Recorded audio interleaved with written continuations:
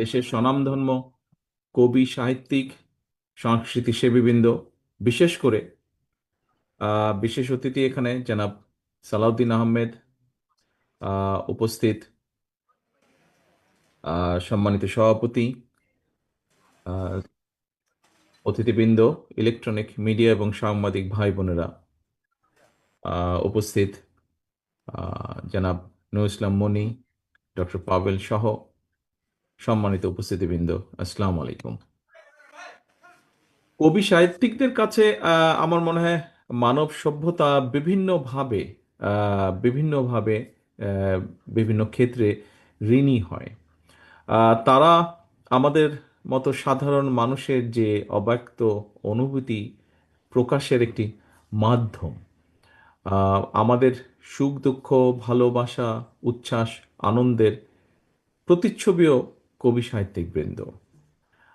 আমরা আমাদের বেদনা, কষ্ট, যন্ত্রণার মুহূর্তের যে শব্দের যে পংক্তিমালা, এগুলোর যেমন সহানুভূতির বিষয়গুলো বন্ধু হয়ে আসে, ঠিক তেমনি আবার বিজয়ের আনন্দ উৎসবের বার্তাবাহক হিসেবে কিন্তু আবির্ভূত হন আহ, কবি সাহিত্যিক বৃন্দ।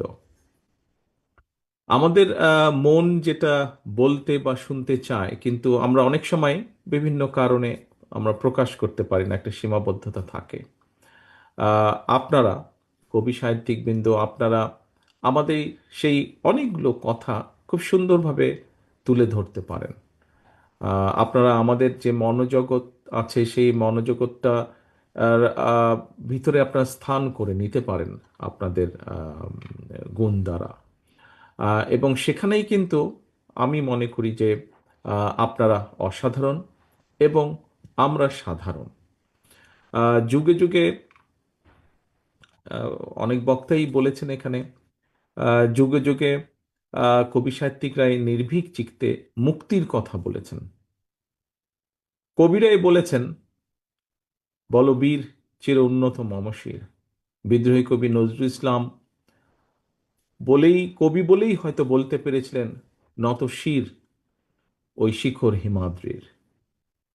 দেশের স্বাধীনতা এবং সার্বভৌমত্বের প্রতি চূড়ান্ত আনুগত্য থেকে কবি আহ, শহীদুল্লাহ লিখেছিলেন, জাতির পতাকা খামচে ধরেছে আজ পুরনো শকুন।